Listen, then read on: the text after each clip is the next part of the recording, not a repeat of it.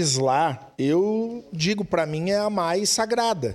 A mais sagrada função de um parlamentar, para mim, é de legislar, que é de colocar digital sua como propositora de um projeto que tem como objetivo uma melhoria num setor.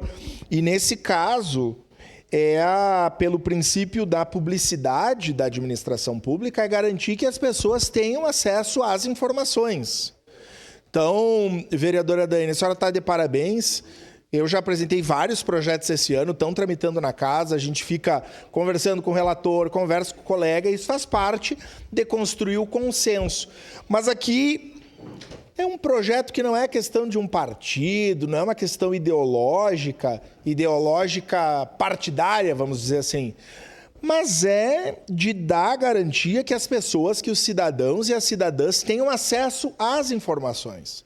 É muito ruim que hoje, em que pese a gente poder falar com o secretário, com o coordenador da UPA, com o gerente, o gestor do hospital, mas o cidadão não consegue fazer isso.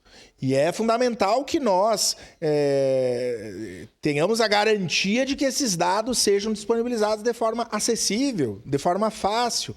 Então, eu lhe parabenizo, votaremos favoráveis a isso. Acho que nós vivemos uma situação muito difícil na saúde de Caxias, seguimos vivendo. Vi de ontem de não ter dipirona na UPA. Nós estamos falando de dipirona, analgesia, uma questão básica.